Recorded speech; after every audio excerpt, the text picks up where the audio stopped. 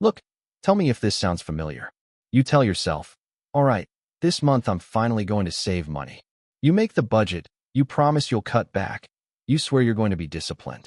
And then 2 weeks go by, and you're like, where did my paycheck go? How am I already broke again? How does this happen every single month? And then you feel guilty, you feel behind, you feel frustrated, and you start thinking, maybe I'm just not good with money. But here's the part nobody tells you. Saving money isn't hard because you're irresponsible. Saving money isn't hard because you drink coffee, or because you buy takeout, or because you don't budget hard enough. Saving money feels impossible for one very specific, very predictable reason. And once you hit one moment, just one, everything changes. My name is Larry, and I spend way too much time thinking about why saving money feels so unbelievably difficult for most people. If you're someone who tries hard, puts in the effort, watches the finance videos, maybe even uses budgeting apps, but still feels like your money disappears the second you get it, make sure to hit that subscribe button and give this video a thumbs up if this helps you out. Because today I'm going to show you something most people never figure out in their entire lifetime. Saving doesn't get easier gradually. It snaps into place suddenly. Here's the thing. Most people think saving is hard because they spend too much. That's not the real issue. The real issue is that saving requires one thing people almost never have in their early 20s. A gap between income and expenses. And here's the shocking part. According to the Federal Reserve, 61% of young adults have less than $400 in savings, and the average 20 to 28-year-old has a negative saving rate, meaning they actually spend more than they earn. Let me say that again because it's crazy.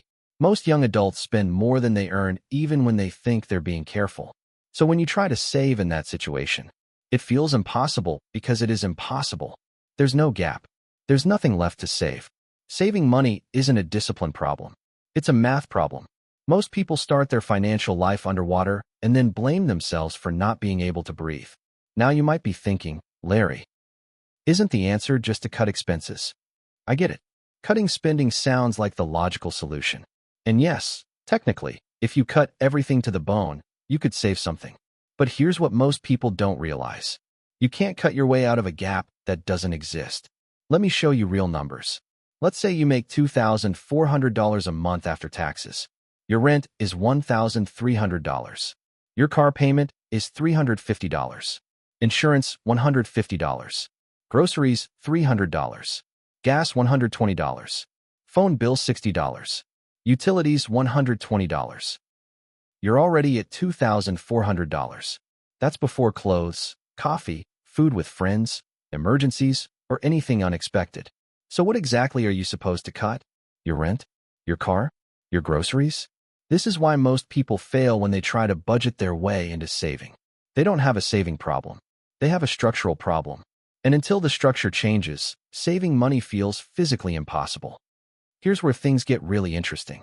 Because even though saving might feel impossible right now, there is one moment, one specific event, that makes saving go from impossible to automatic. And almost every financially successful person experiences this moment. It's not discipline. It's not motivation. It's not budgeting harder. It's not cutting everything fun out of your life. It's this.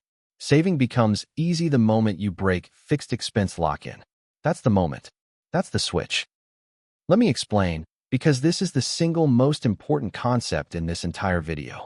Fixed expense lock-in is what happens when your major life decisions, your apartment, your car, your phone plan, your lifestyle, consume almost all of your income.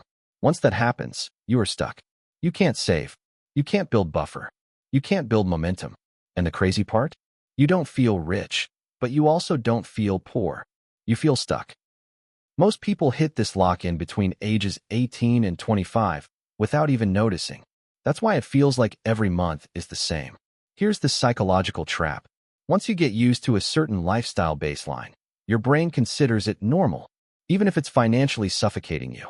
This is why the saving switch moment is so powerful, because it breaks that baseline.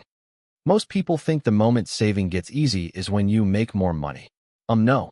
Most people make more money and instantly upgrade their lifestyle, which changes nothing. The real switch moment happens when your fixed expenses drop while your income stays the same or grows. It can be triggered by one of these. You move to a cheaper apartment.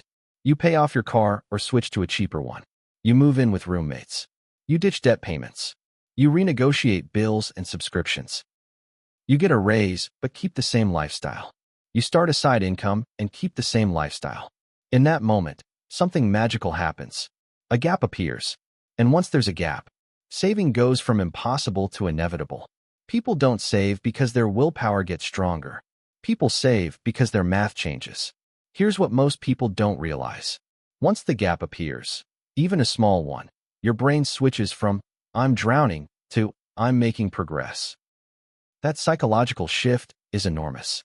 Humans are terrible at suffering with no reward, but they are incredible at building momentum once progress becomes visible. Let me show you with real numbers. Let's say you free up just $150 a month. Nothing crazy. If you invest that at 7%, after 1 year, $1,842. After 5 years, $10,310. After 10 years, $25,863. After 20 years, $77,940. But here's the crazy part. People who start saving $150 usually increase it to $300, then $500. Then $1,000 as income rises. Saving becomes easier because your identity shifts from, I can't save, to, I'm someone who saves automatically. Identity amplifies behavior. This is why people who save early tend to save more later, and people who struggle early tend to keep struggling. It's not talent. It's inertia. Let's talk about the psychological shift, because this is the real secret. When you have no gap, every expense feels like a loss.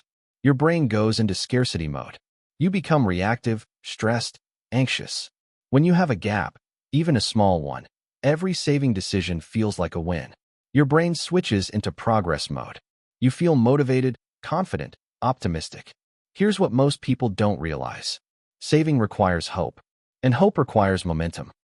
You can't build momentum if you don't have a gap. This is why saving feels impossible, until suddenly, one day, it doesn't. Now you might be thinking, Larry, that's great, but I can't just magically lower my expenses. You're right, but lowering expenses isn't the only switch moment. There are 3 types of switches. Switch number 1, lower fixed expenses. Move, downsize, adjust lifestyle, renegotiate bills. Switch number 2, increase income without lifestyle inflation. Get a raise, change jobs, build skills, start a side income, but freeze your lifestyle for 12 months. Switch number 3, remove debt payments. Every debt you eliminate becomes an instant saving gap. Most people overestimate discipline and underestimate structural change. You don't fix saving with force. You fix saving by redesigning your system. Let me tell you a story. Every time I talk to someone who finally saves their first $1,000, they tell me the same thing. The first 1,000 was the hardest. The rest was easy. Why? Because once you see money piling up, your brain flips to protection mode instead of spending mode. You suddenly care. You want the number to grow. You want to keep winning. This is called the accumulation bias, and it's one of the strongest psychological forces in personal finance. Saving feels impossible until you hit your first $1,000 or $2,000. And then your brain goes, oh, I can do this. And everything changes. Let's get practical. Here's the exact blueprint to force a gap to appear fast. Step 1. Freeze your lifestyle for 90 days. No upgrades. No new subscriptions. No changes. Just 90 days of holding the line. Step 2. Audit your fixed expenses. Not your coffee, not food. Your big expenses. Rent, car, insurance, debt, subscriptions, phone, utilities. If you cut even one big expense by $100 to $200, everything changes. Step 3. Create one new income stream. Not huge, not complicated.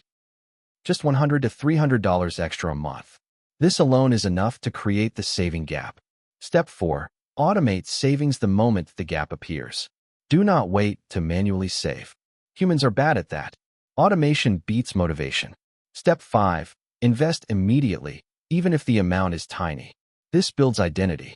The moment you see money growing, saving becomes addictive. Step 6.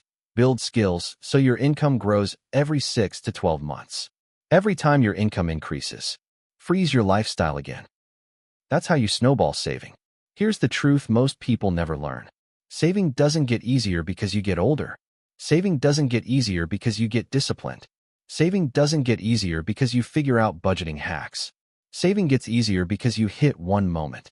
The moment where your expenses stop swallowing your entire income. People don't become savers because they get smarter. People become savers because they get structure. And structure beats discipline every single time. If you're struggling to save right now, listen carefully. You are not irresponsible. You are not bad with money. You are not behind. You are not broken. You are simply in the phase before the switch.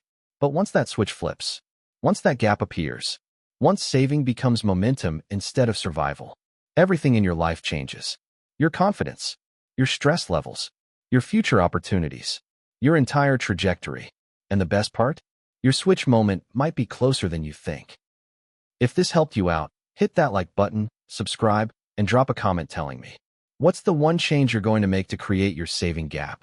And I'll see you in the next one.